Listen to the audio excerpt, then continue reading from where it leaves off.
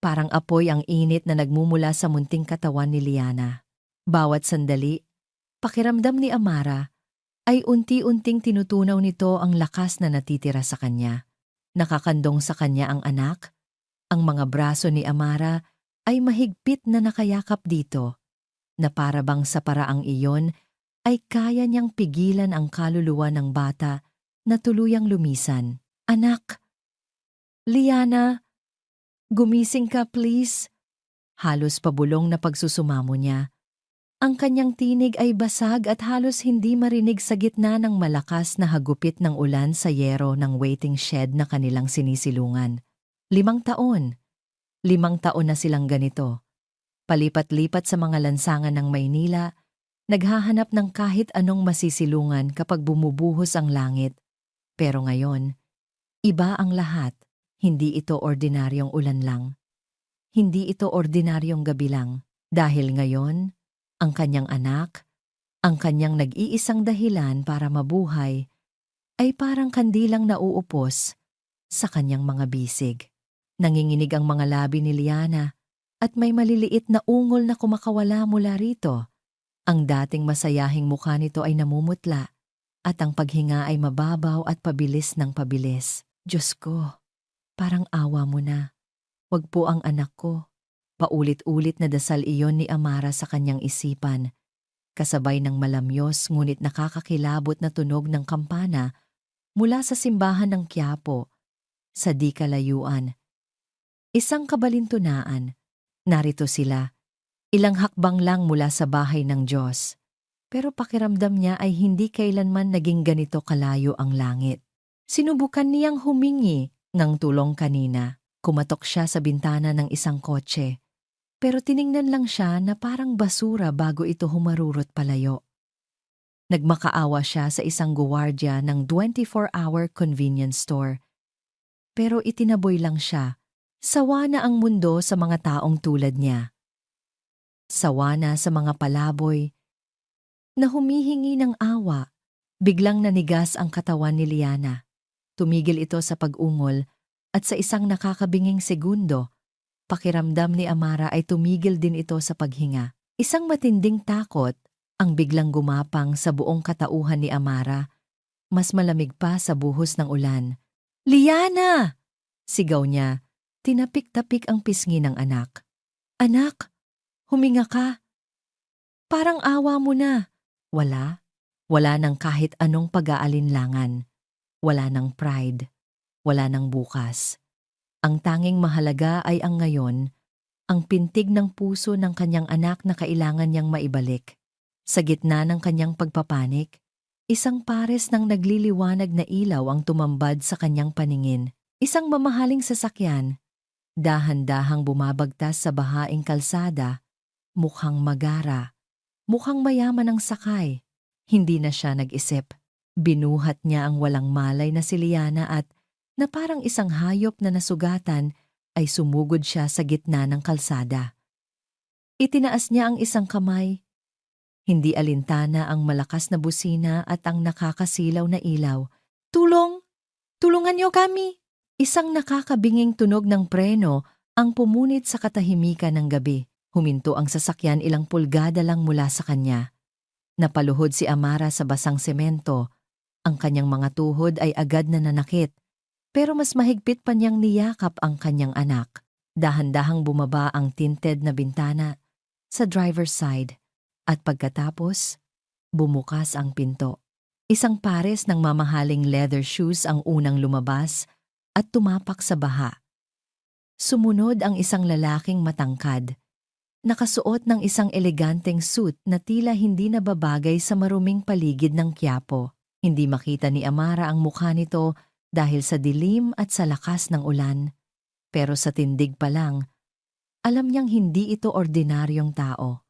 Miss, ano bang problema mo? Gusto mo bang magpakamatay? Galit na tanong ng lalaki. Pero nang biglang kumislap ang kidlat, nagliwanag ang buong paligid sa isang saglit. At sa saglit na iyon, nakita ni Amara ang mukha ng lalaki. Ang mundo niya ay huminto. Ang ingay ng ulan Ang tunog ng mga sasakyan, ang sarili niyang paghinga lahat ay naglaho. Ang pamilyar na hugis ng mukha, ang panga na tila inukit. Ang mga matang iyon, ang mga matang minsan niyang minahal nang higit pa sa kanyang buhay.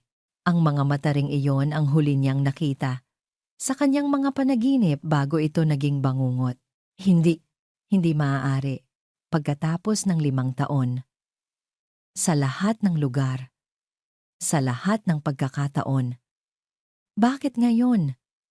Bakit dito? Rafael, ang pangalan ay parang lason na gumapang palabas ng kanyang bibig.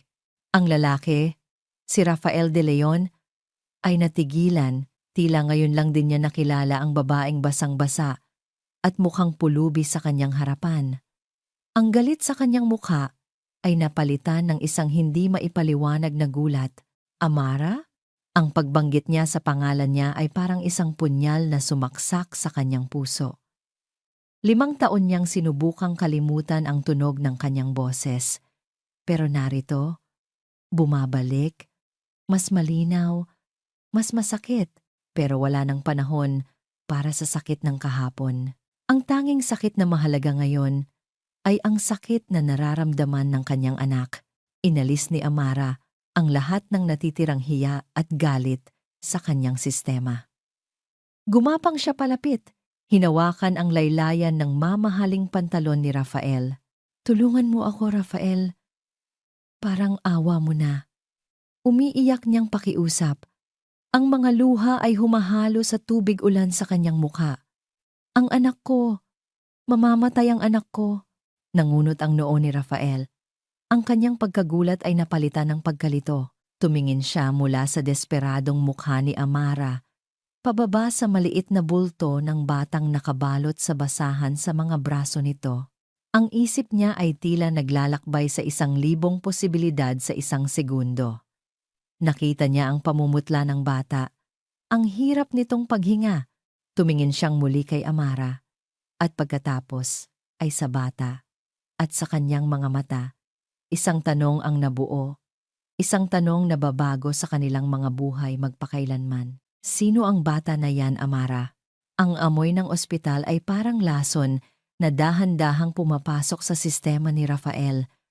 Antiseptic, gamot, at isang hindi maipaliwanag na amoy ng kalungkutan. Nakaupo siya sa isang matigas na upuan sa labas ng emergency room.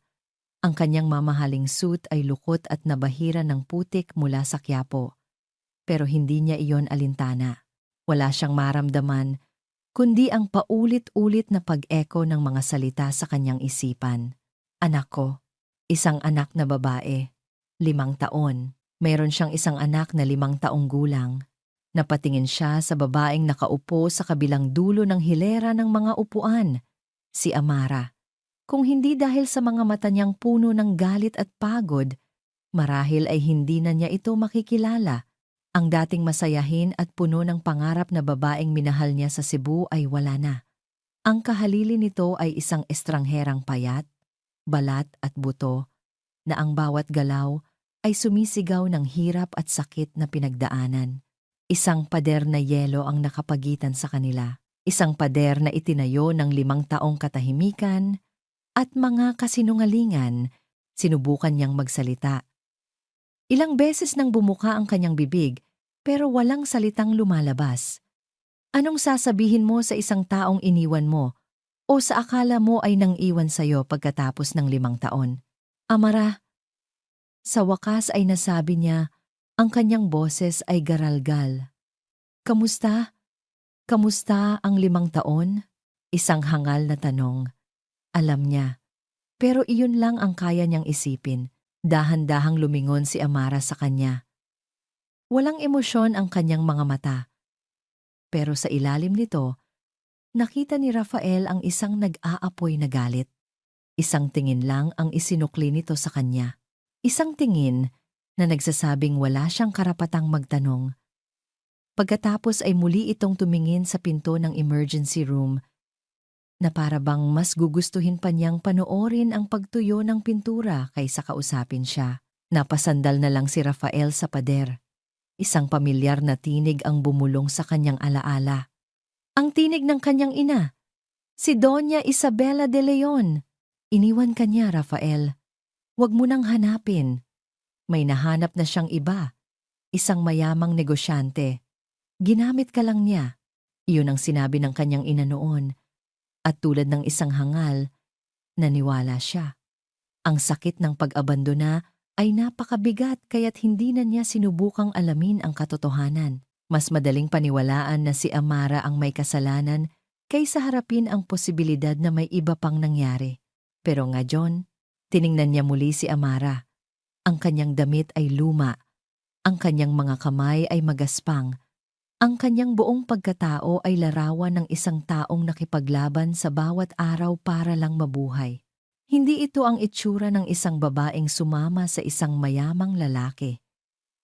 Isang nakakasukang pakiramdam ng pagkakasala ang nagsimulang kumalat sa kanyang sikmura. Paano kung nagkamali siya? Bumukas ang pinto ng ER at isang doktor na nasa edad 40 ang lumabas. Ang mukha ay seryoso. Agad na napatayo si Amara at sumunod si Rafael. Sino po sa inyo ang ina ng batang si Liana Reyes? Tanong ng doktor. Ako po, Doc. Ako po ang nanay niya. Mabilis na sagot ni Amara, ang boses ay nanginginig. Kamusta po ang anak ko? Okay lang po ba siya? Tumingin ang doktor kay Amara, pagkatapos ay kay Rafael na nakatayo sa likod niya. Na-stabilize na po namin siya for now. Pero, kailangan po nating mag-usap. Sa opisina ko po tayo. Ang bawat hakbang patungo sa opisina ng doktor ay parang isang martsa patungo sa bitayan. Ang katahimikan ay mas mabigat pa kaysa kanina. Sa loob ng maliit na opisina, pinaupo sila ng doktor.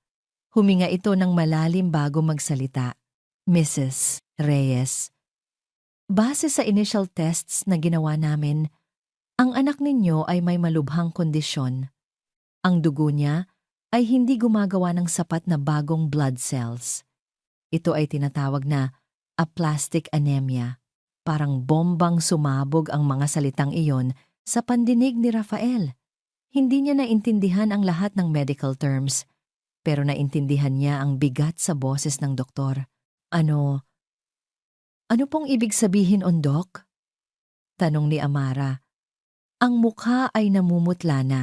Ibig sabihin, ang bone marrow niya, ang factory ng dugo sa kanyang katawan, ay hindi gumagana ng maayos. Kaya siya laging nanghihina, nilalagnat, at madaling magkapasa. Kung hindi ito maaagapan, maaari itong maging fatal. Fatal. Inulit ni Amara ang salita na parang isang sumpa. Anong lunas, Doc? May gamot ba? Tanong ni Rafael. Sa wakas ay natagpuan ang kanyang boses. Tumingin sa kanya ang doktor.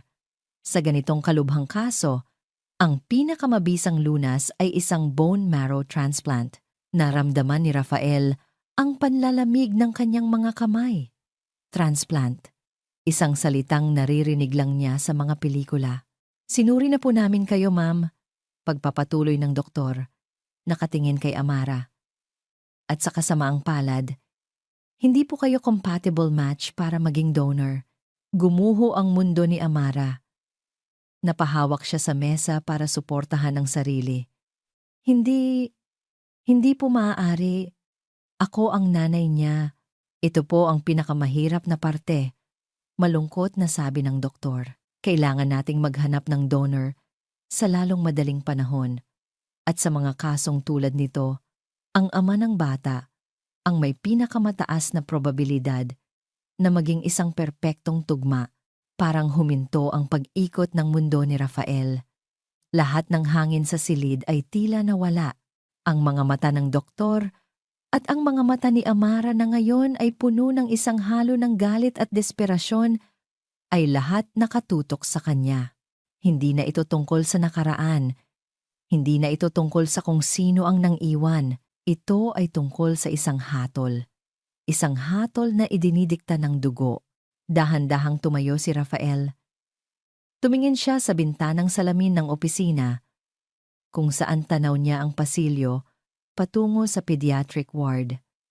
Doon sa isa sa mga silid na iyon, nakahiga ang kanyang anak, isang anak na hindi niya alam na nabubuhay. Isang anak na ngayon ay mamamatay kung wala siyang gagawin. Ang lahat ng pagkalito, lahat ng sakit, lahat ng pagsisisi ay biglang naglaho at sa lugar nito, isang damdamin ang nanaig, isang damdamin na hindi niya alam na kaya niyang maramdaman. Determinasyon. Humarap siya kay Amara. Ang mga mata ay seryoso at walang bahid ng pag-aalinlangan. Magpapasuri ako. Sabi niya, ang kanyang boses ay buo at matatag sa unang pagkakataon sa gabing iyon. Gagawin ko ang lahat.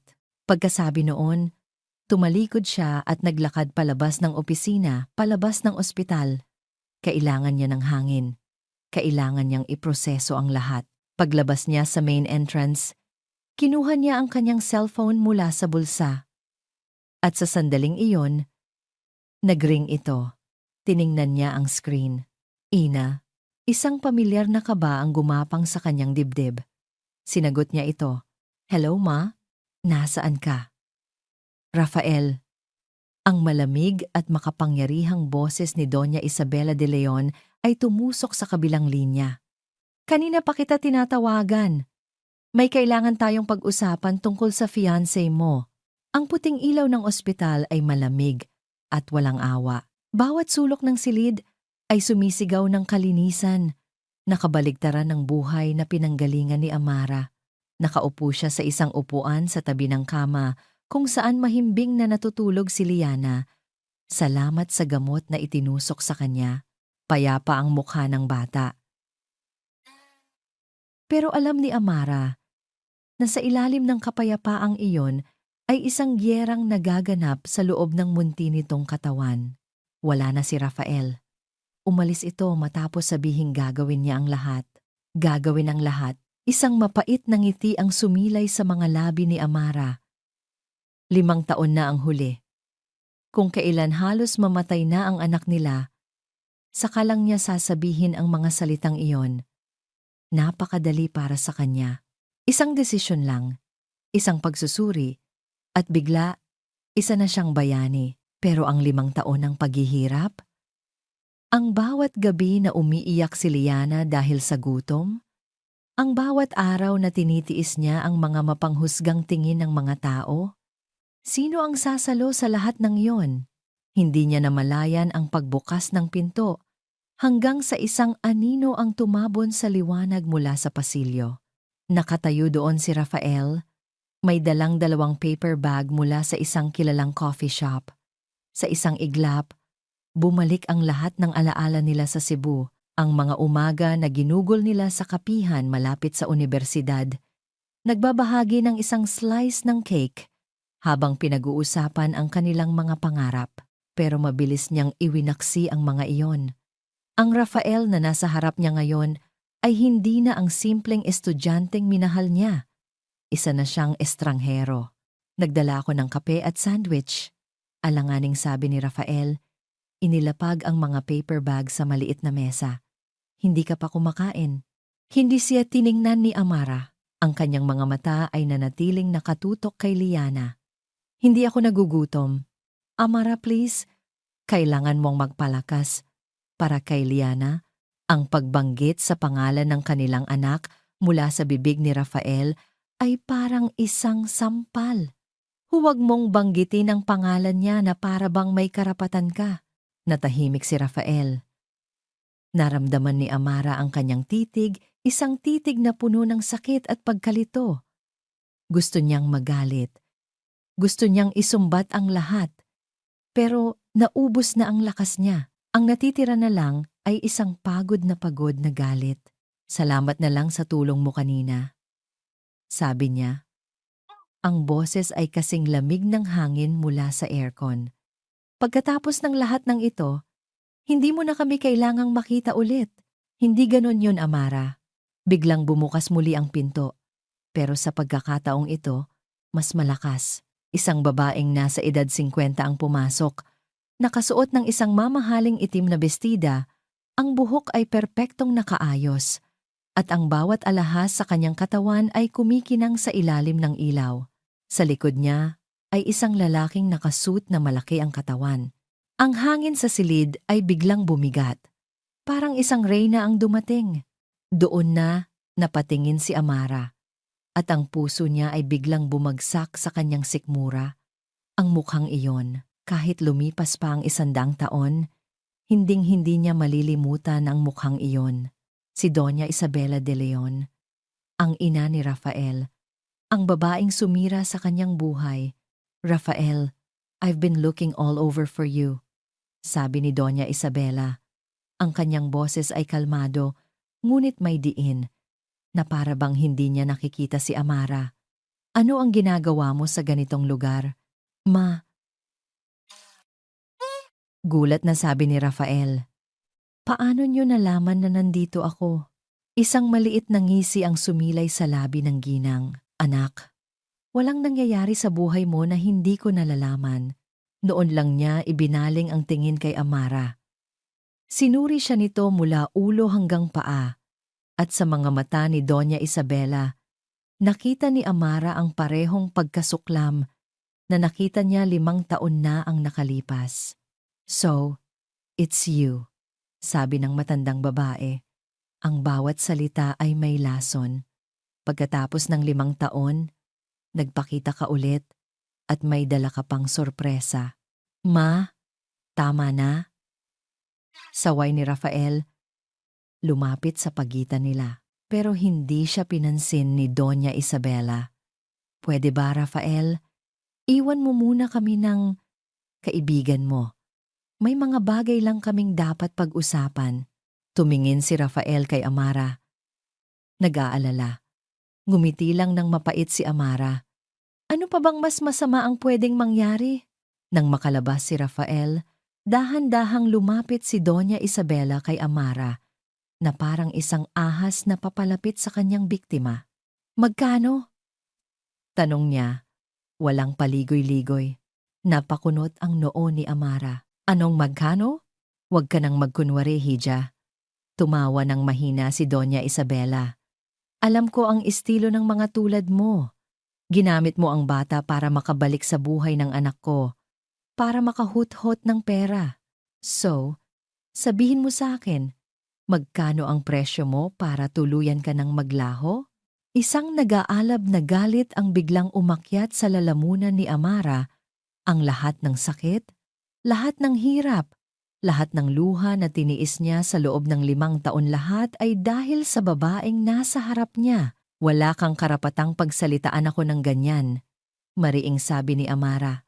Tumayo para pantayan ang tingin ng matanda. "Karapatan?" Muling tumawa si Doña Isabela. "Ako ang nagbibigay ng karapatan sa mundong ito. Tingnan mo ang sarili mo. Isa kang pulubi. At ako, kaya kong bilhin ang buong ospital na ito kung gugustuhin ko. Kaya kong sirain ang buhay mo sa paraang hindi mo pa nararanasan. Hindi ako natatakot sa'yo. Dapat lang." Lumapit pa ang mukha ni Doña Isabela. Ang kanyang mga mata ay nanlilisik dahil sa oras na malaman ng media na ang nag-iisang tagapagmana ng De Leon Corporation ay may anak sa labas sa isang babaeng palaboy. "Sisirain ko ang pangalan mo. Gagawa ako ng kwento na isa kang masamang ina, isang gold digger. Sisiguraduhin kong kahit kailan, hindi ka na makakabangon." Sa sandaling iyon, bumalik si Rafael. Nakita niya ang tensyon sa pagitan ng dalawang babae. Ang nanginginig na galit sa mga mata ni Amara. "Ma, ano bang ginagawa mo?" sabi ni Rafael. Ang kanyang boses ay may bahid ng pagsaway. "Huwag niyo siyang pagsalitaan ng ganyan." Ito ang unang pagkakataon na narinig ni Amara na sinagot ni Rafael ang kanyang ina. Pero huli na ang lahat. Ang sugat ay napakalalim na. Ngumiti lang si Doña Isabela sa kanyang anak bago muling bumaling kay Amara. Kumuha siya ng isang tseke mula sa kanyang mamahaling bag at isang pluma. Inilagay niya ito sa mesa. "Isang blankong tseke. Hindi ka natatakot sa akin? Patunayan mo," hamon ni Doña Isabela. "Lagyan mo ng kahit anong halaga. 10 milyon? 20 milyon? Kayang-kaya ko. Punan mo yan. At iwanan mo ang anak ko mag-isa. Tiningnan ni Amara ang tseke. Ang papel na iyon ay sagot sa lahat ng kanyang problema. Makakakuha siya ng maayos na bahay para kay Liana. Mapapakain niya ito ng masasarap na pagkain. Hindi na sila matutulog sa malamig na semento. Pero tiningnan niya si Doña Isabela. Ang ngiti nito ay puno ng tagumpay na para bang alam na nitong nanalo na ito, na lahat ng tao ay may presyo. Dahan-dahang kinuha ni Amara ang tseke at sa harap ni Doña Isabela at ni Rafael, pinunit niya ito sa 2, pagkatapos ay sa 4, pagkatapos ay sa 8, hanggang sa maging maliliit na piraso na lang ito. Ibinagsak niya ang mga piraso ng papel sa sahig na parang confetti. Tiningnan niya ng diretso sa mga mata si Doña Isabela de Leon. Ang kanyang mga mata ay nag-aapoy sa isang tapang na ngayon lang niya naramdaman. Ang anak ko, sabi niya. Ang bawat salita ay matigas at malinaw, ay hindi ipinagbibili. Ang mga pira-pirasong papel ng tseke sa sahig ay parang abo ng isang nakaraang hindi na maaaring balikan. Habang tinitingnan ni Rafael ang pag-alis ng kanyang ina, na walang emosyon, matapos mapahiya isang bagay ang nagsimulang magbago sa loob niya. Ang imahe ni Amara, nakatayo ng buong tapang. Ang mga mata ay nag-aalab sa kabila ng pagod at gutom, ay isang malaking kontradiksyon sa babaeng ipininta ng kanyang ina sa kanyang isipan sa loob ng 5 taon. Ang isang gold digger ay kukunin ang pera. Pero si Amara?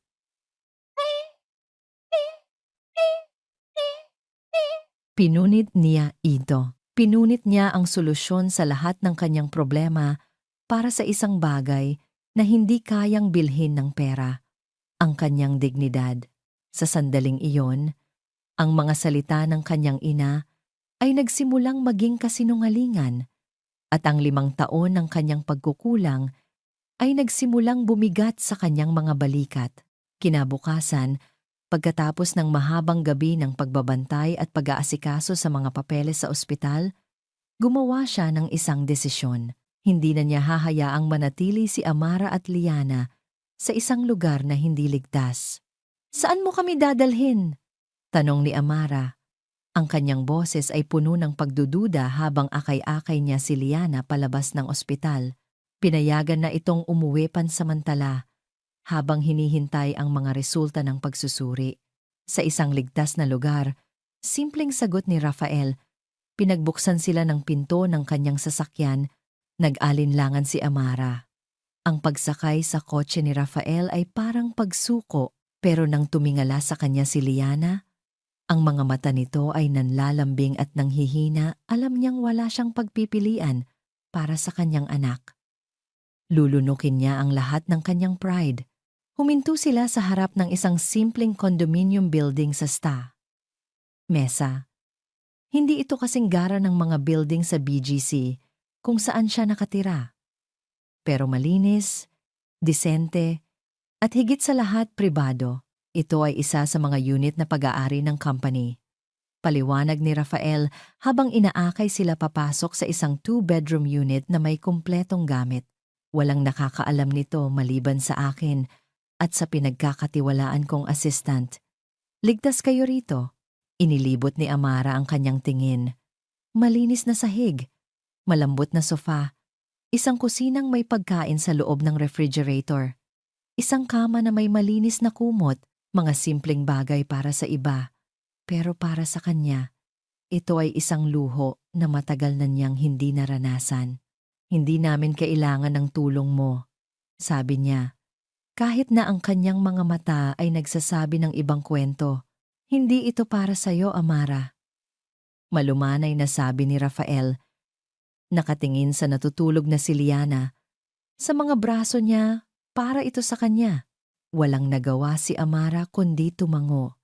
Dahan-dahan niyang inihiga si Liana sa malambot na kama at sa unang pagkakataon sa loob ng 5 taon, nakita ni Rafael ang pag-relax ng mga balikat ni Amara na para bang isang mabigat na pasanin ang nabawas dito. Sa mga sumunod na araw, Habang hinihintay ang resulta ng kanyang compatibility test, ginugol ni Rafael ang bawat libreng sandali sa kondominium. Nagdadala siya ng pagkain, ng mga laruan, at ng mga libro. Sa una, si Amara ay laging mailap. Nagsasalita lang ito kapag kinakailangan, pero si Liana, sa kanyang kamusmusan, ay unti-unting nagiging komportable sa presensya niya. Isang hapon, naabutan ni Rafael si Liana na malungkot na nakatingin sa labas ng bintana. "Anong iniisip mo, munting prinsesa?" tanong niya. Umupo sa tabi nito. "Gusto ko pong magbasa ng libro," mahinang sabi ng bata. "Pero pagod na po si Mama." Ngumiti si Rafael. Kinuha niya ang isang libro ng mga fairy tale na dala niya. "Gusto mo, basahan kita." Tumango si Liana. Ang mga mata ay nagningning. Umupo ito sa tabi ni Rafael sa sofa. At sinimulan niyang basahin ang kwento ng isang prinsesang nailigtas ng isang matapang na kabalyero. Habang nagbabasa, naramdaman ni Rafael ang paghilig ng ulo ni Liana sa kanyang braso. Isang kakaibang init ang gumapang sa kanyang dibdib. Isang pakiramdam na hindi niya kailanman naramdaman noon, isang halo ng saya, responsibilidad at pagmamahal na dalisay. "Sir Rafael," bulong ni Liana. Kayo po ba ang guardian angel ko?" Natigilan si Rafael. Napatingin siya sa bata, na nakatingala sa kanya nang may buong pagtitiwala. Isang maliit na anghel na nagtatanong kung siya ba ang tagapagbantay nito, gayong sa loob ng 5 taon ay pinabayaan niya ito. Isang butil ng luha ang muntik nang pumatak mula sa kanyang mga mata. Mabilis niya itong pinigilan. "Gagawin ko ang lahat para maging guardian angel mo." Halos pabulong niyang sagot, niyakap ang munting katawan ng bata. Mula sa siwang ng pinto ng kwarto, pinanood ni Amara ang eksena. Narinig niya ang tanong ni Liana. Narinig niya ang sagot ni Rafael. Isang pamilyar na kirot ang kanyang naramdaman, isang kirot ng sana. Sana ay ganito sila palagi. Sana ay hindi nasira ang lahat. Isang maliit na ngiti ang muntik nang gumuhit sa kanyang mga labi. Bago niya ito mabilis na pinigilan at isinara ang pinto. Ngunit ang lamat sa pader na itinayo niya sa paligid ng kanyang puso ay nagsimula ng lumitaw. Kinagabihan, naabutan ni Amara si Rafael na nakatulog sa sofa, ang libro ay nakapatong sa kanyang dibdib. Mukha itong pagod na pagod. Ang matikas na CEO ay nawala, at ang natira ay isang lalaking puno ng alalahanin. Sa isang iglap, nakita niya muli ang Rafael, na minahal niya ang Rafael, na kayang magpuyat para lang samahan siyang mag-aral. Hindi niya alam kung anong nag-udyok sa kanya. Kumuha siya ng isang manipis na kumot mula sa aparador at dahan-dahang ikinumot sa natutulog na lalaki. Hinawakan niya ang buhok nito, isang haplos na halos hindi maramdaman, bago siya mabilis na bumalik sa kanyang silid. Ang puso niya ay tumitibok ng mabilis. Kinaumagahan, umuwi si Rafael sa mansyon para kumuha ng mga damit. Doon, hinarang siya ng kanyang ina. "Naririnig ko ang mga bulong-bulungan, Rafael," sabi ni Doña Isabela. Ang boses ay malamig. "Lagi ka raw wala sa opisina. Lagi ka raw kasama ng babaeng iyon. Nakakalimutan mo na ba na may fiancé ka? Na may responsibilidad ka sa kumpanyang ito? Ang responsibilidad ko ngayon ay ang anak ko." Matigas na sagot ni Rafael. Tiningnan niya ang kanyang ina ng diretso sa mata. "At gusto kong malaman, Ma, bakit niyo sinabi sa akin noon na iniwan niya ako para sa ibang lalaki? Dahil sa nakita ko kagabi, sa pagpunit niya sa tseke niyo, hindi ko na alam kung ano ang paniniwalaan ko." Natigilan si Doña Isabela sa isang saglit, ngunit mabilis na nakabawi. Dahil iyon ang totoo. Marahil ay naubos na ang pera ng lalaki niya kaya bumalik siya sa'yo. "Huwag kang maging tanga, Rafael. Ginagamit ka lang niya." Pero sa pagkakataong ito, may pagdududa na sa boses ni Rafael. Umiling siya. "Hindi. May mali sa kwentong ito." Tumalikod siya para umalis, nang biglang mag-ring ang kanyang cellphone. Isang hindi rehistradong numero. Sinagot niya ito. Hello? Good morning. Si Dr. Sandoval po ito mula sa St. Luke's Medical Center. Sabi ng boses sa kabilang linya. Tumatawag po ako tungkol sa resulta ng inyong compatibility test para kay Liana Reyes. Napatigil si Rafael sa paglalakad. Ang puso niya ay biglang kumabog ng malakas. Opo, Doc. Ano po ang resulta? Compatible po ba ako? Opo, Mr. De Leon, sabi ng doktor. At isang malaking ngiti ang gumuhit sa labi ni Rafael. Perfect match po kayo. Pero nag-alinlangan ang doktor sa kabilang linya. Biglang kinabahan si Rafael. Pero ano po, Doc? May isang bagay po kayong dapat malaman na medyo komplikado. Ang bawat segundo ng paghihintay ay parang isang karayom na tumutusok sa pasensya ni Amara. Mula nang umalis si Rafael para kunin ang resulta, hindi na siya mapakali. Pabalik-balik siya sa paglalakad sa maliit na sala ng condominium. Ang mga kamay ay nanginginig. Isang bahagi niya ang umaasa. Isang bahagi na hindi niya mapigilang buhayin, gaano man niya ito pilit na pinapatay. Ang bahaging iyon ay kumakapit sa posibilidad na si Rafael ang magiging sagot, na ang lalaking sumira sa kanya ay siya ring magiging dahilan para mabuo silang muli.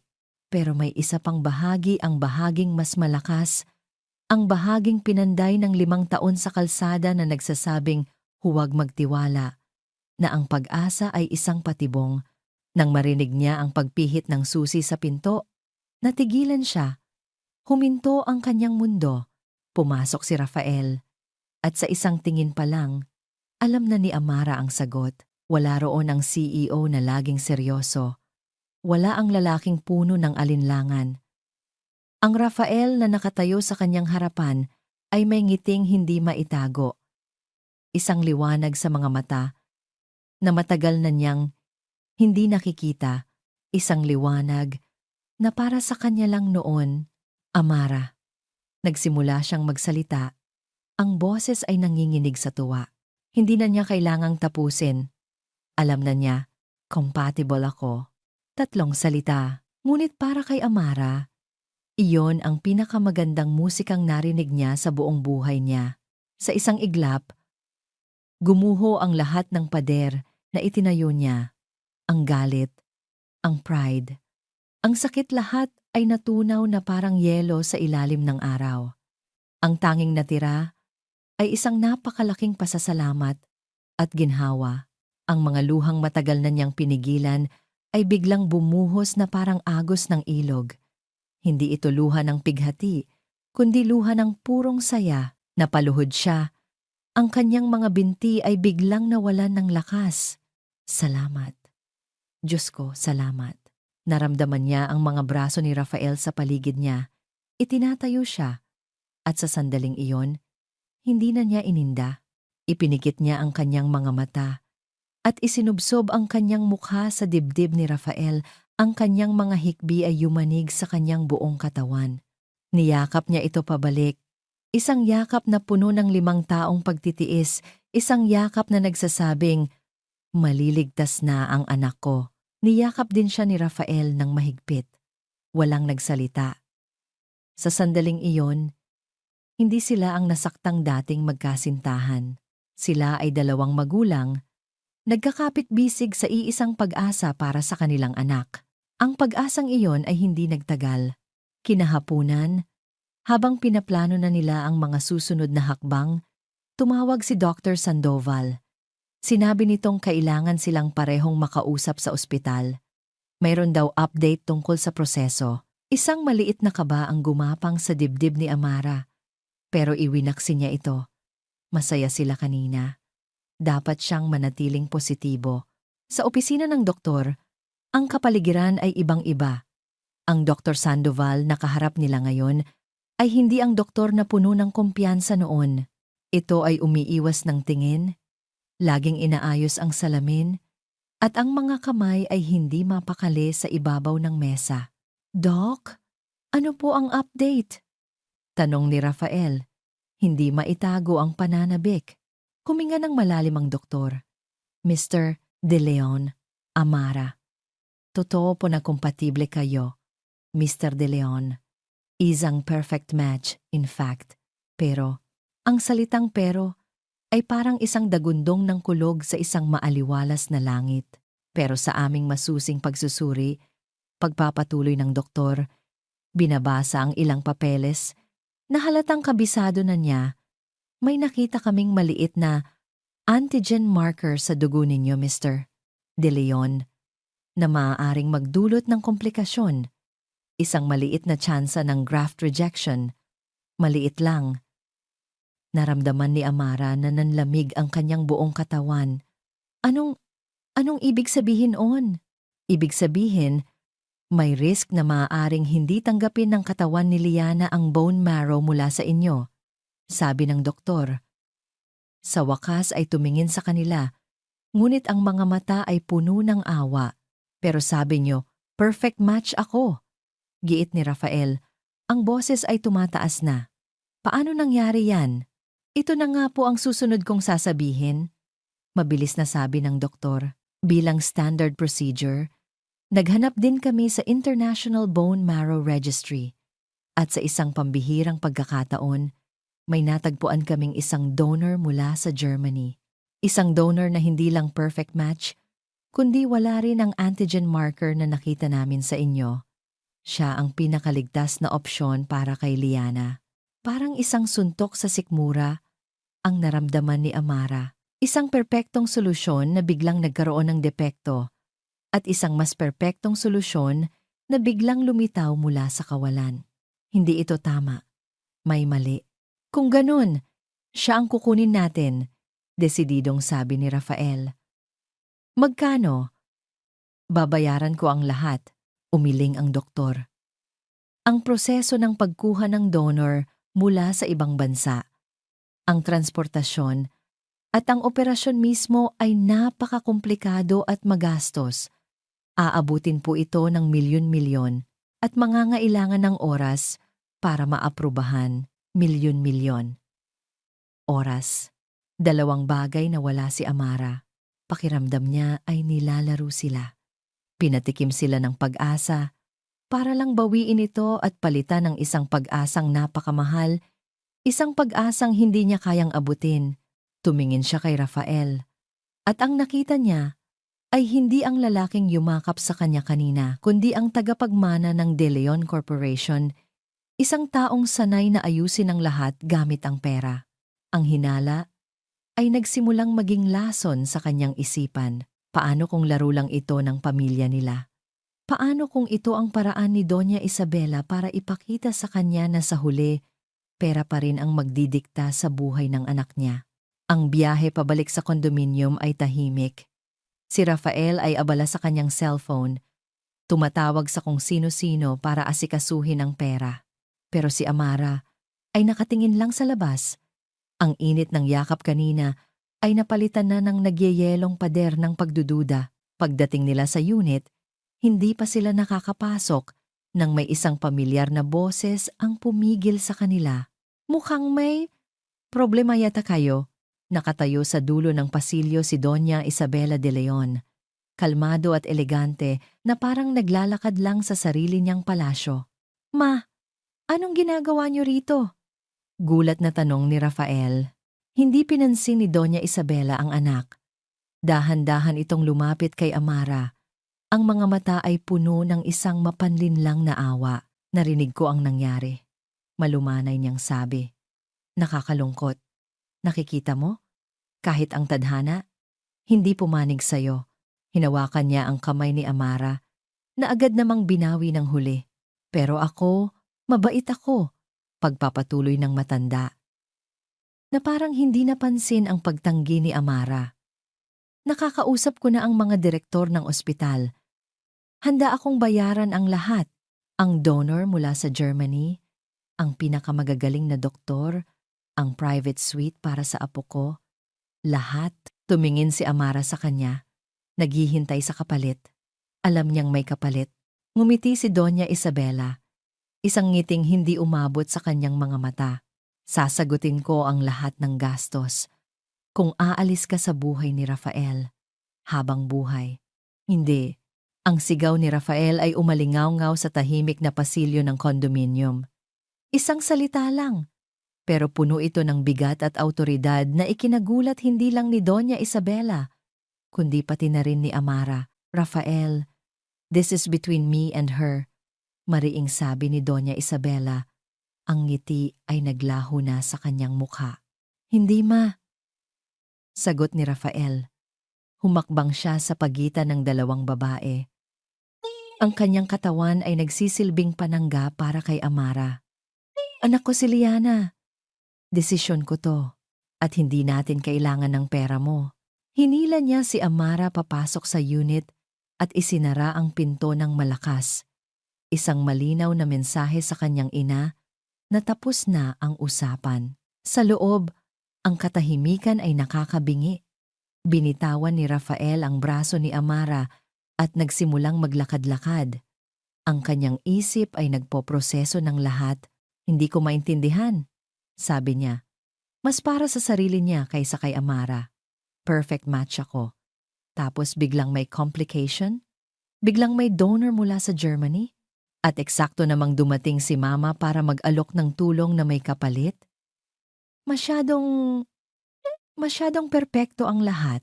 Nakatayo lang si Amara sa isang sulok.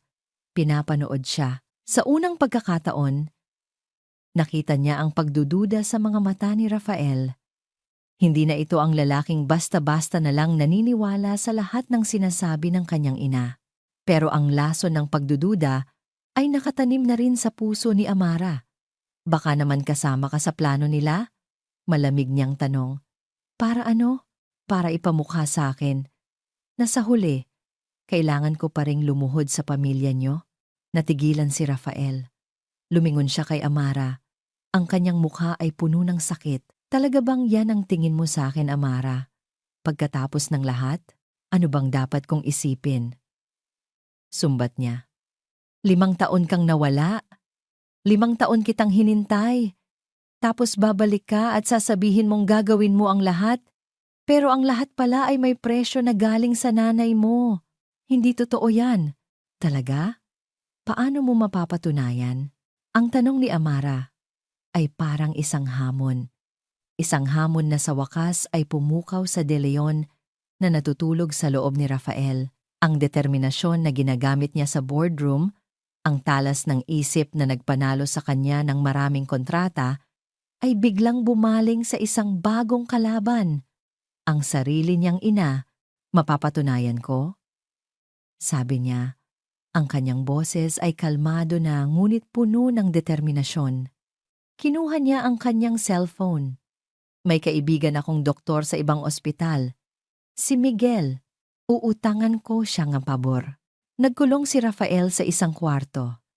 Narinig ni Amara ang kanyang boses. Mahina, pero mariin. Nagbibigay siya ng mga instruksyon, humihingi ng mga pabor. Ginagamit ang impluwensya na noon ay para lang sa negosyo. Pagkalipas ng 1 oras, lumabas siya. May bago sa kanyang mga mata, isang apoy. "Kailangan nating bumalik sa ospital," sabi niya. Sa St. Luke's, hindi na sila dumaan sa opisina ni Dr. Sandoval. Dumiretso si Rafael sa records section. Ginamit niya ang kanyang pangalan at ang kaunting pressure para makuha ang kopya ng kompletong resulta ng laboratory test niya, isang bagay na hindi basta-basta ibinibigay. Dinala niya ang mga dokumento sa isang coffee shop malapit sa ospital, kung saan naghihintay ang kanyang kaibigan, si Dr. Miguel Reyes. "Rafi, matagal na tayong hindi nagkita, pero sa ganitong paraan pa," bati ni Miguel, isang respetadong oncologist. "Salamat sa pagpunta, Miggy," sabi ni Rafael. Inilapag ang envelope sa mesa. "Kailangan ko ng tulong mo. Kailangan kong malaman kung ano talaga ang ibig sabihin nito. Totoo ba? Tong antigen marka na sinasabi nila." Habang masusing tinitingnan ni Miguel ang mga resulta, ang bawat segundo ay parang 1 oras para kay Rafael. Pagkalipas ng ilang minuto, ibinaba ni Miguel ang mga papel. Tumingin siya kay Rafael. Ang kanyang mukha ay seryoso. "Rafi," sabi ni Miguel, Base sa mga resulta na ito, malinis ka. Walang kahit anong antigen marker na binabanggit nila. Ikaw ay isang perpektong 10,010 match. In fact, isa ka sa mga pinakamalinis na resulta na nakita ko. Kung sino man ang nagsabi sa'yo na may komplikasyon, nagsisinungaling siya. Ang mga salita ni Miguel ay parang isang malakas na sampal na gumising kay Rafael sa isang mahabang pagkakatulog. Isang kasinungalingan. Lahat ng ito ay isang malaking kasinungalingan. Isang galit na hindi niya pa naramdaman noon ang biglang umakyat mula sa kanyang sikmura patungo sa kanyang lalamunan. Isang galit na hindi lang para sa kanyang ina, kundi para na rin sa kanyang sarili, sa kanyang katangahan, sa kanyang pagiging bulag. "Salamat, Miggy," sabi ni Rafael, tumayo. Bumalik siya sa ospital na parang isang bagyo. Hindi na siya kumatok. Pabalang niyang binuksan ang pinto ng opisina ni Dr. Sandoval, ang doktor, na may kausap sa telepono, ay nagulat at halos mabitawan ito. "Mr. De Leon, huwag ka nang magsinungaling, Doc," sabi ni Rafael, ibinagsak ang mga resulta sa mesa. "Alam ko na. Alam kong wala akong kahit anong marker. Bakit niyo ginawa to? Magkano ang ibinayad sa inyo ng nanay ko?" Namutla ang doktor. Nagsimula itong mautal. Hindi ko alam ang sinasabi mo." "Talaga?" sigaw ni Rafael. Ang kanyang boses ay dumagundong sa maliit na opisina.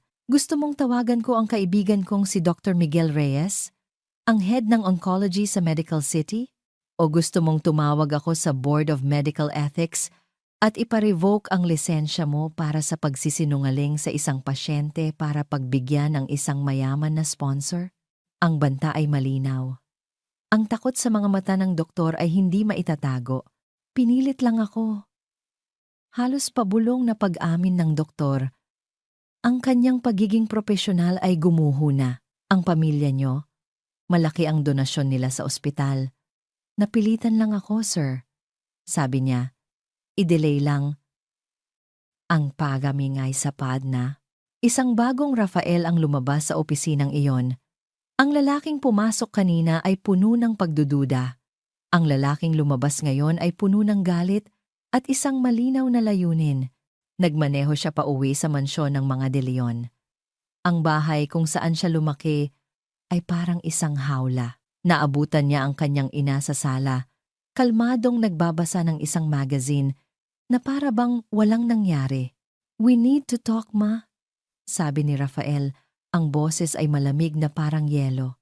Tumingin si Doña Isabela sa kanya, ibinaba ang magazine. "Mukhang mainit ang ulo mo, anak." "Nalaman ko na ang lahat," sabi ni Rafael. Ang pagsisinungaling ni Dr. Sandoval, ang peking donor mula sa Germany. Lahat ay plano mo. Hindi nagbago ang ekspresyon ng kanyang ina. "Ginawa ko lang kung ano ang dapat para protektahan ka. Ang pangalan ng pamilya at ang kinabukasan mo." "Protektahan ako?" Tumawa ng mapait si Rafael. "Muntik mo nang ipahamak ang sarili mong apo para sa isang business deal. Para sa fiancé na hindi ko naman mahal. Hanggang kailan, Ma? Hanggang kailan ako magiging sunod-sunuran sa mga plano mo? Habang nakatira ka sa pamamahay ko at ginagamit ang pera ko." "Kung ganon," sabi ni Rafael, ang kanyang desisyon ay buo na. Hindi na ngayon. Tumalikod siya at naglakad patungo sa pinto. "Saan ka pupunta, Rafael?" "Sa pamilya ko," sagot niya. Hindi lumilingon. "Sa totoong pamilya ko." Bumalik siya sa condominium. Ang puso niya ay puno ng isang bagong lakas. Kumatok siya sa pinto. Nang pagbuksan siya ni Amara, ang nakita nito ay isang ibang Rafael. "Amara?" sabi niya. Ang kanyang mga mata ay puno ng pagsisisi at determinasyon. "Tama ka. Nagkamali ako. Pero hindi na mauulit. Nalaman ko na ang lahat." Isa itong malaking kasinungalingan. Ipinaliwanag niya ang lahat.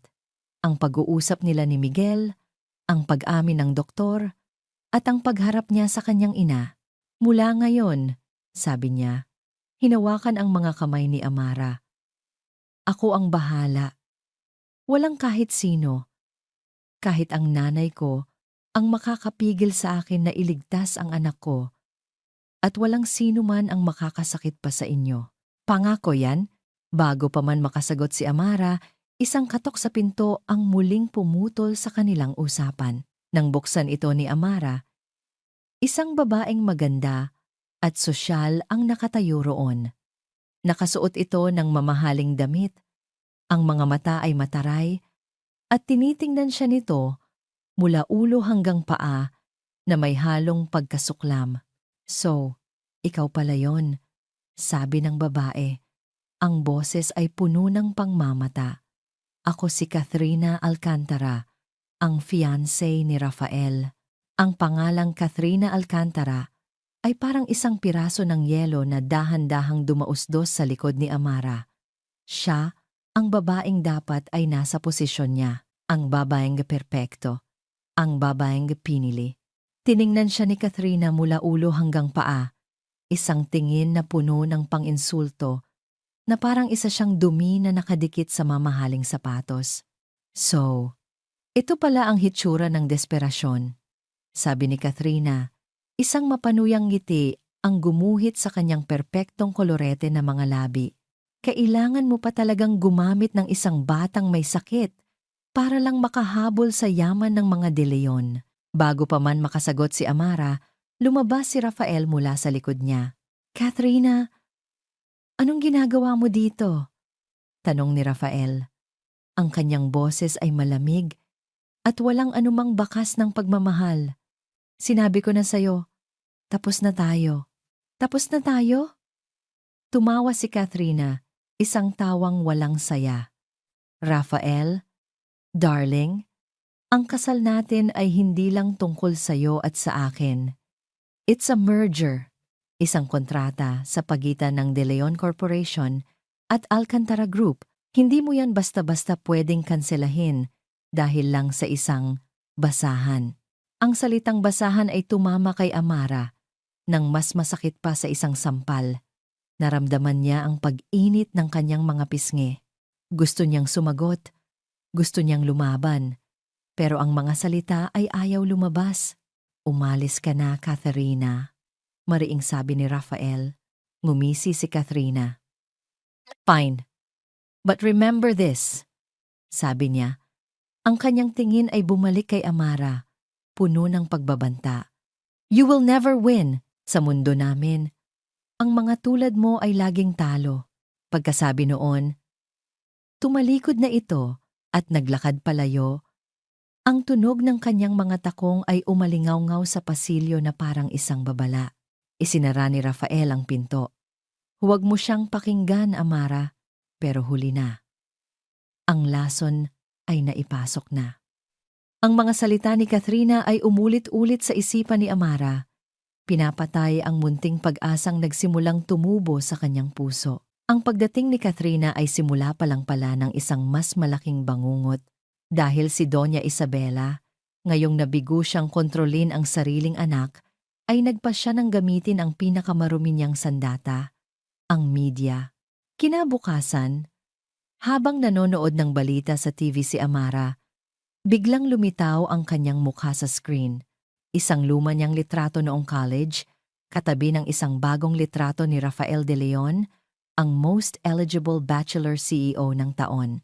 Ang headline, CEO hire, na biktima NG isang mapanamantalang ina? Nanlamig ang buong katawan ni Amara habang pinapakinggan niya ang reporter. Ayon sa isang reliable source, isang babae mula sa nakaraan ni Rafael De Leon ang biglang nagpakita. Dala ang isang batang may malubhang karamdaman at ginagamit daw ito para pilitin ang CEO na sustentuhan sila. Ang kwento ay maingat na binuo para palabasin si Rafael bilang isang kawawang biktima at si Amara bilang isang masamang babae, isang desperadang gold digger. Hindi totoo yan, bulong niya. Ang remote control ay nalaglag mula sa kanyang nanginginig na kamay. Ilang minuto lang, sunod-sunod nang tumunog ang cellphone ni Rafael. mga tawag mula sa board members, sa mga business partners, at sa kanyang PR team. Ang kuwento ay kumakalat na parang apoy sa social media. Ang pangalan ni Amara Reyes ay biglang naging sentro ng tsismis at panghuhusga. Hindi nagtagal, natunton ng mga reporter ang kondominium. Amara, buksan mo to! Ang malalakas na katok sa pinto, kasabay ng mga sigaw at flash ng mga kamera mula sa bintana, ay parang mga suntok sa dibdib ni Amara. Niyakap niya si Liana, na nagising at umiiyak na sa takot. Mama? Sino po sila? Tanong ng bata. Nanginginig. Wala yan, anak. Wala yan, sabi ni Amara. Tinatakpan ng mga tainga ni Liana. Sinusubukang protektahan ito mula sa maruming mundo sa labas. Si Rafael ay galit na galit. Tinawagan niya ang security ng building para paalisin ang media, pero huli na. Ang imahe ng isang gusgusing babae na nagtatago sa isang mamahaling kondominium ay lalo lang nagpatibay sa kasinungalingang ikinalat ng kanyang ina. Sa gitna ng kaguluhan, muling hinarap ni Amara si Rafael. Ito ba ang sinasabi mong proprotektahan mo kami? Sigaw niya. Ang kanyang boses ay basag. Tingnan mo ang nangyayari. Ang mundo mo, Rafael, ay sinisira kami. Ang buhay mo, ang pamilya mo lason yan sa amin. Amara, ayusin ko to. Paano? Patuloy niya. Maglalabas ka ng statement? Magpapa-presscon? Ano man ang gawin mo? Ang tingin na nila sa akin ay isang masamang babae at ang anak ko. Nadadamay na siya, Rafael. Ito ba ang buhay na gusto mong ibigay sa kanya? Isang buhay na puno ng iskandalo? Ang bigat ng mga salita ni Amara ay tumama kay Rafael. Nakita niya ang takot sa mga mata ni Liana. Nakita niya ang pagod at sakit sa mukha ni Amara. Sa unang pagkakataon, napagtanto niya na ang pagtayo laban sa kanyang ina ay may mas malaking kapalit. Hindi lang ito laban sa isang tao. Ito ay laban sa isang buong sistema ng kapangyarihan na kayang durugin ang sinumang humadlang dito. Nagsimulang itulak ni Amara si Rafael palayo. Hindi na pisikal, kundi emosyonal. Isang pader na mas mataas at mas matibay kaysa dati ang muli niyang itinayo. Umalis ka muna, Rafael. Sabi niya, ang kanyang boses ay walang emosyon. Baka tama sila. Baka mas mabuti kung hindi ka na lang namin nakilala. Ang bawat salita ay parang isang patalim na sumaksak sa puso ni Rafael. Pero bago pa man siya makasagot, biglang sumuka si Liana. At sa suka nito, may bahid ng dugo. Mabilis na binuhat ni Amara ang bata. Liana! Anak! Biglang nahirapang huminga si Liana. Ang mga mata ay pumipikit. Mama, masakit po. Tumawag ka ng ambulansya. Sigaw ni Amara kay Rafael. Ang kanyang boses ay puno ng panik. Habang nagkakagulo sila, biglang tumunog ang intercom ng unit. Ang boses ng guard sa lobby. Sir Rafael, may emergency po. Nagkaroon po ng infection si Liana Reyes. Kailangan na po siyang dalhin sa ospital. The doctor said it's urgent. Her condition is deteriorating fast. Ang balita ay parang isang huling pako sa kabaong ng kanilang pag-asa. Dahil sa stress at kaguluhan, ang mahinang katawan ni Liana ay bumigay na.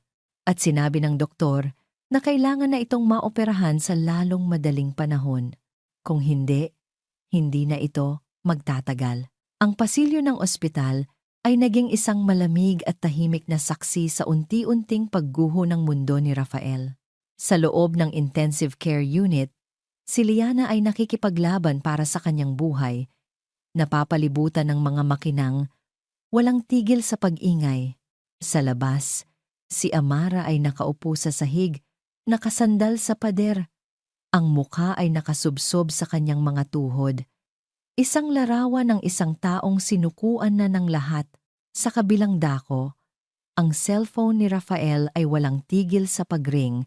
The board is calling for an emergency meeting, Sir Rafael, sabi ng kanyang sekretarya sa kabilang linya. Ang boses ay puno ng pag-aalala. The stocks are plummeting because of the scandal. They are demanding you to fix this mess. I-cancel mo ang lahat, Sandra. I don't care about the stocks. Sigaw ni Rafael, isang galit na dulot ng kawalan ng kapangyarihan. Pero, Sir, I said I don't care.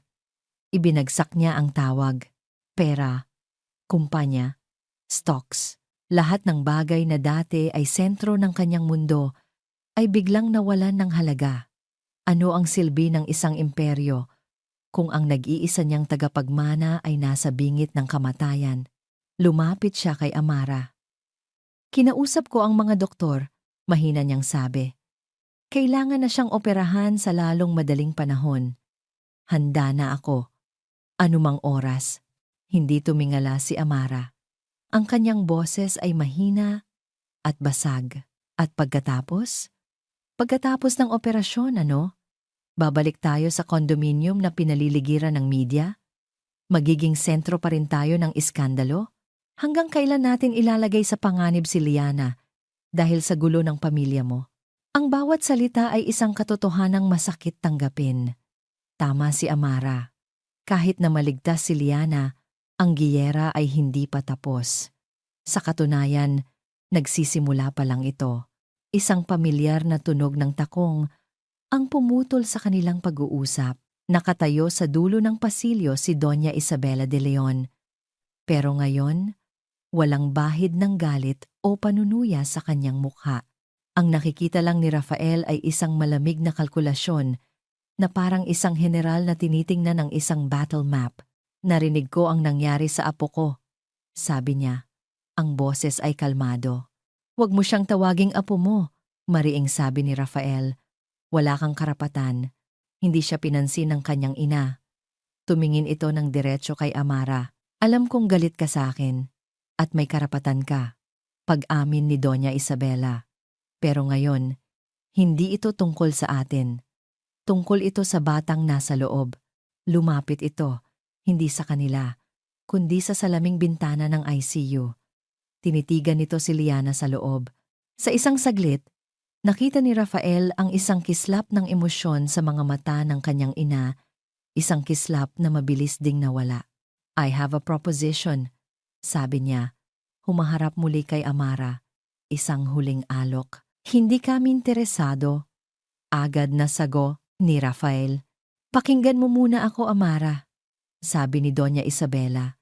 Alam kung sino ang dapat niyang kausapin. Kaya kong ayusin ang lahat ng ito. Sa isang tawag lang, kaya kong patahimikin ang buong media. Kaya kong pilitin ang ospital na unahin ang operasyon ni Liana ngayon din. Kaya kong ibigay sa kanya ang pinakamagaling na mga doktor, ang pinakamagandang recovery suite. Kaya kong linisin ang gulo na ako mismo ang gumawa. Dahan-dahang itinaas ni Amara ang kanyang ulo. Ang kanyang mga mata ay tuyo na sa kaiiyak, pero puno ng isang tanong. Ano ang kapalit? Na parang nabasa ang kanyang isip. Ngumiti si Doña Isabela. Kumuha ito ng isang itim na folder mula sa kamay ng kanyang assistant na kanina pa tahimik na nakatayo sa likod. Ito ang kasagutan. Sabi niya, iniabot ang folder kay Amara. Isang kasunduan. Nag-aalangan man ay kinuha ito ni Amara. Binuksan niya. Ang mga legal na termino ay komplikado. Pero ang mensahe ay malinaw. Sasagutin ng pamilyang De Leon ang lahat ng gastusin sa pagpapagamot at pagpapalaki kay Liana.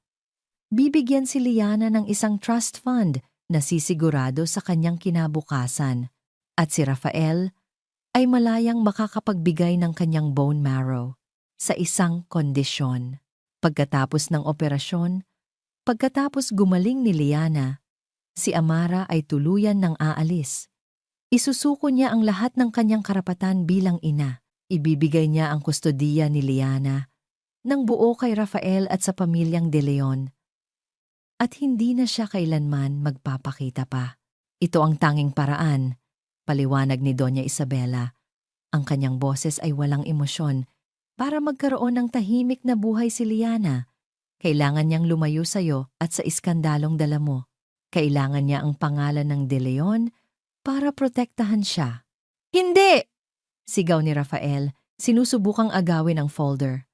Huwag kang makinig sa kanya, Amara. Hindi yan mangyayari. Pero si Amara ay hindi na nakikinig.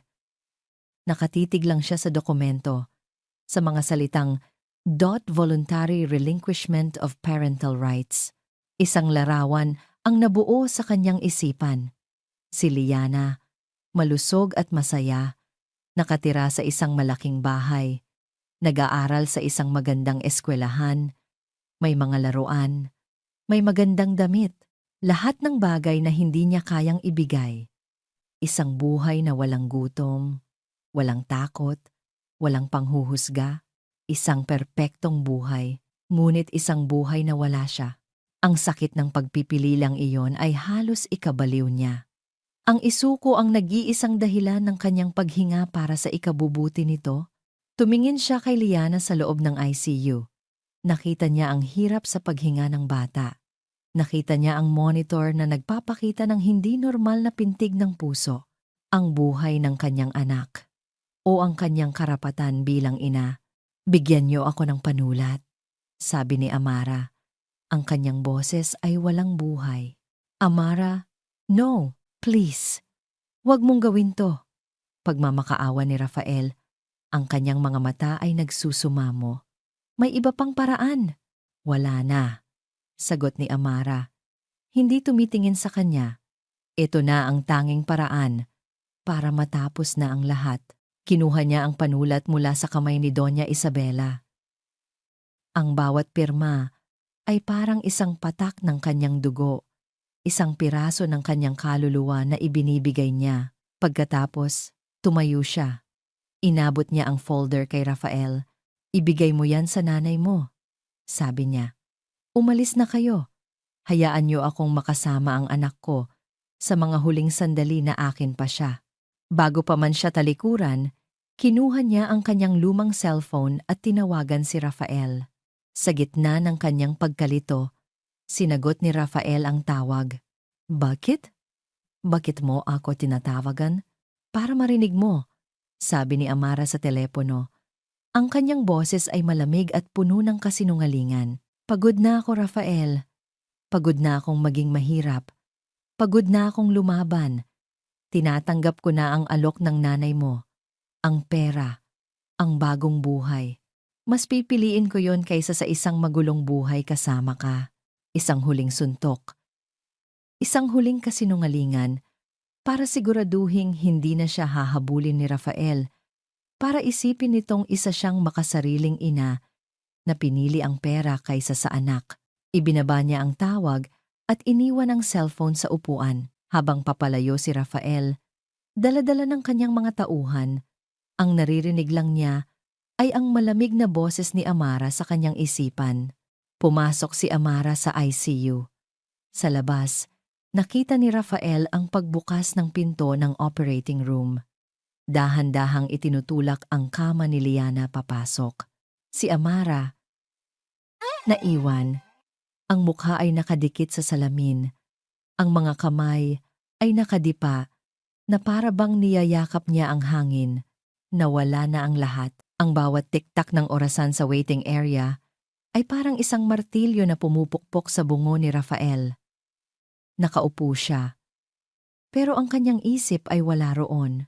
Lumilipad ito, pabalik-balik sa mga huling salita ni Amara sa telepono. Pagod na ako, Rafael. Pagod na akong maging mahirap. Mas pipiliin ko yon kaysa sa isang magulong buhay kasama ka. Ang mga salitang iyon ay hindi tugma sa Amara na nagpunit ng blankong tseke. Hindi tugma sa Amara na buong tapang na hinarap ang kanyang ina. May mali. Isang malaking mali.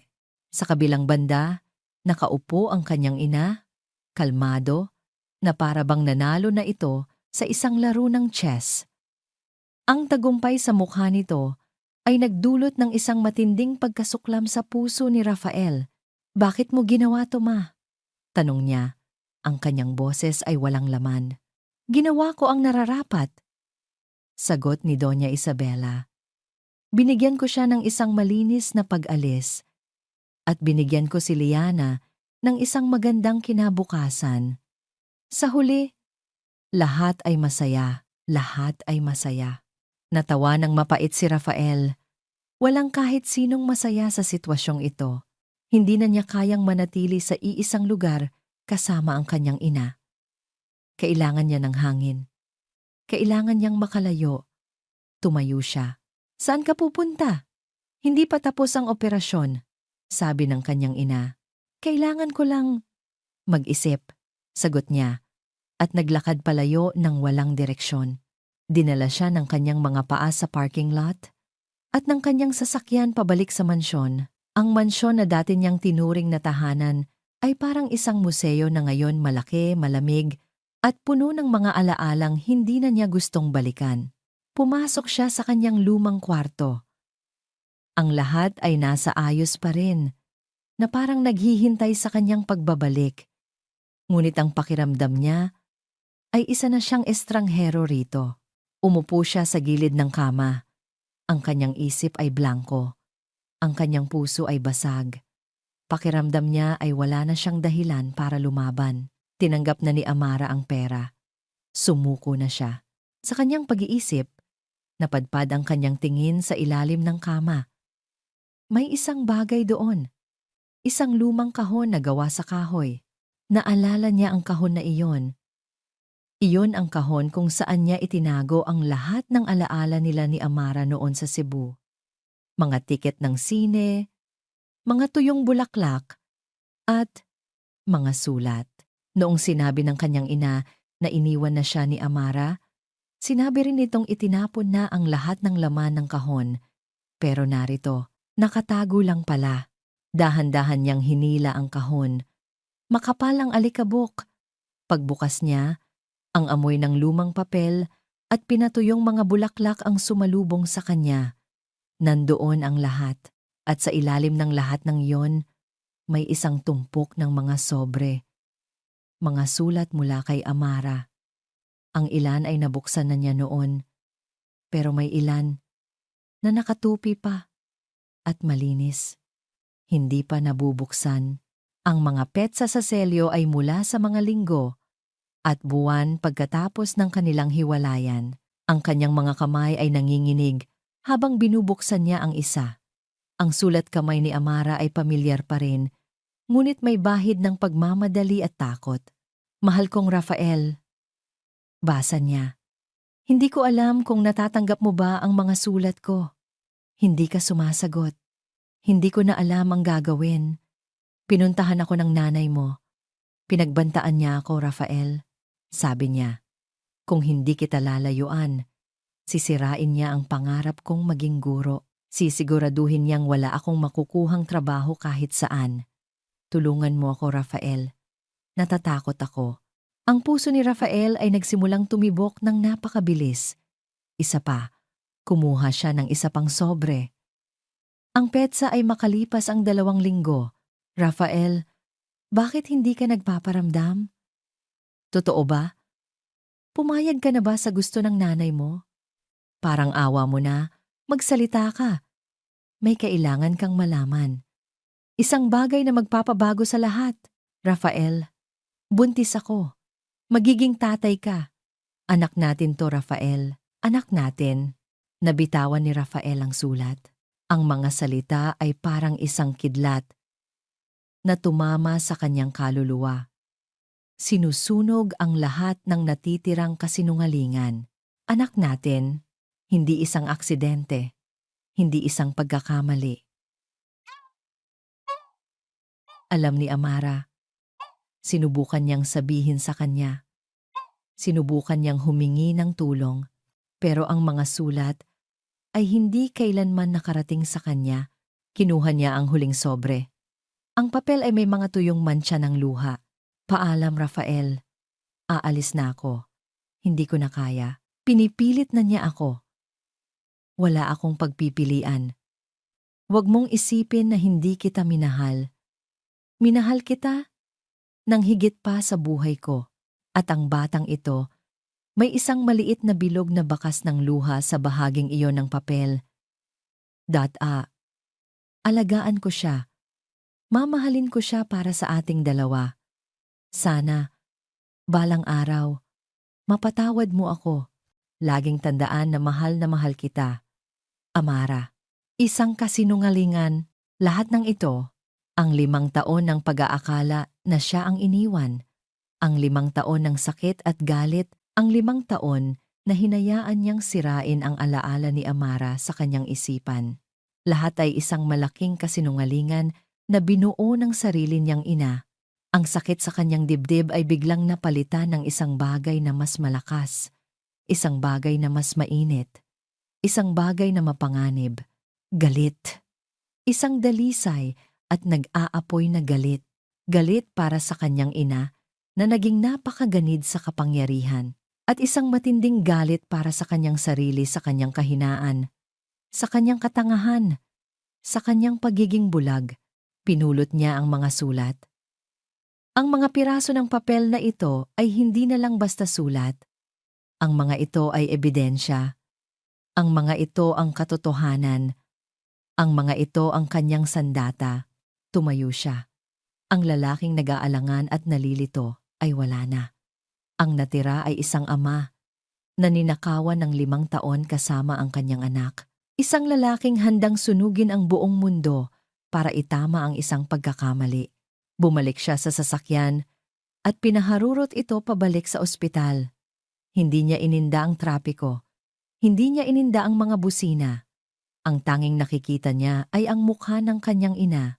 Pumasok siya sa waiting area na parang isang buhawi. Lahat ng mata ay napunta sa kanya. Nakita niya ang kanyang ina, nakaupo pa rin doon. Naghihintay na parang isang reyna sa kanyang trono. Naglakad siya ng diretso patungo dito. Ang bawat hakbang ay mabigat. Rafael, tapos na ba ang... Hindi na naituloy ni Doña Isabela ang kanyang sasabihin dahil sa harap niya, sa harap ng lahat ng tao sa waiting area. Inihagis ni Rafael ang mga lumang sulat. Ang mga papel ay kumalat sa sahig, sa paanan ng kanyang ina. Isang testamento sa kanyang mga kasalanan. Sinunggaling ka. Ang sigaw ni Rafael ay hindi sigaw ng isang anak. Ito ay ang atungal ng isang nasugatang leon. 5 taon, ma! 5 taon mo akong niloko. 5 taon mong itinago sa akin ang anak ko. Binasa ko ang lahat. Sabi niya, ang kanyang boses ay nanginginig sa galit. Itinuturo ang mga sulat sa sahig. Alam ko na ang lahat. Nanlaki ang mga mata ni Doña Isabela. Sa unang pagkakataon sa buong buhay ni Rafael, nakita niya ang takot sa mukha ng kanyang ina. Sa sandaling iyon, bumukas ang pinto ng operating room. Isang doktor ang lumabas. Tinanggal ang kanyang maskara. Ang kanyang mukha ay seryoso at hindi mabasa ni Rafael kung ano ang ibig sabihin nito. Ang seryosong mukha ng doktor ay parang isang tabing na bakal na humaharang sa pagitan ng kasalukuyan at ng hinaharap. Ang sigaw ni Rafael ay namatay sa kanyang lalamunan. Ang buong waiting area ay nabalot ng isang nakakabinging katahimikan habang ang mga piraso ng sulat ay nakakalat sa sahig na parang mga tuyong dahon. Doc, kamusta po? Nanginginig na tanong ni Rafael. Ang galit ay biglang napalitan ng isang matinding takot. Tumingin ang doktor mula kay Rafael patungo kay Doña Isabela at pagkatapos ay ngumiti. Isang pagod ngunit matagumpay na ngiti. The operation was a success, sabi niya. Ang kanyang boses ay malinaw at puno ng ginhawa. The transplant was accepted well by her body. She's a fighter. The little girl is a fighter. Isang kolektibong buntong hininga ng ginhawa ang narinig sa buong silid. Napahawak si Rafael sa pader para suportahan ang sarili. Ligtas siya. Ngunit si Rafael ay hindi gumalaw. Ang kanyang mga mata ay nakapako pa rin sa kanyang ina, na ngayon ay namumutla at hindi makapagsalita. Nakatingin sa mga sulat na nagsisiwalat ng kanyang mga kasalanan. Narinig mo yon, ma? Sabi ni Rafael. Ang kanyang boses ay kalmado na ngunit puno ng bigat na parang bato. Isang fighter ang apo mo. Nilabanan niya ang sakit na dulot ng kapabayaan ko. At nilabanan niya ang kamatayan na halos dulot ng kasakiman mo. Walang naisagot si Doña Isabela. Ang reyna ay natanggalan ng korona.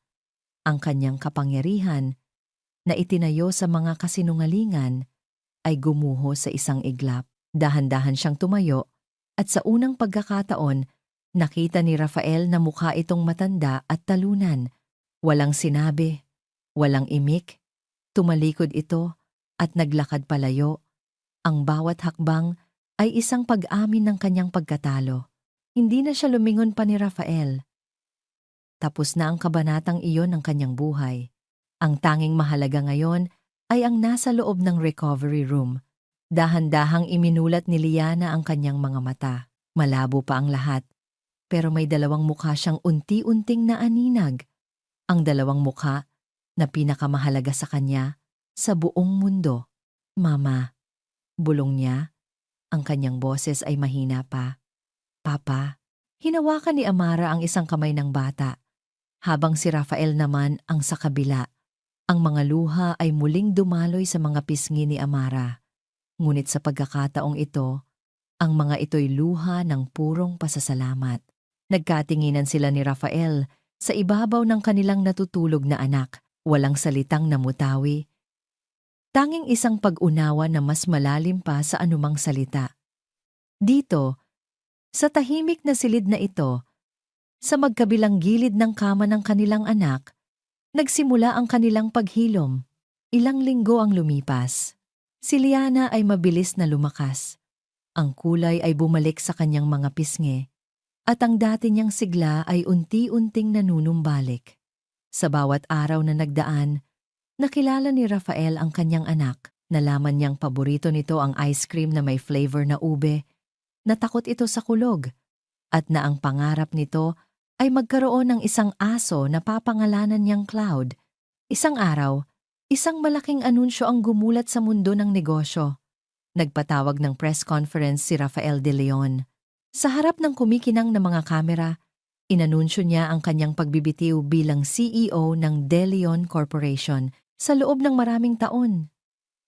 Sabi niya, ang kanyang boses ay matatag at malinaw.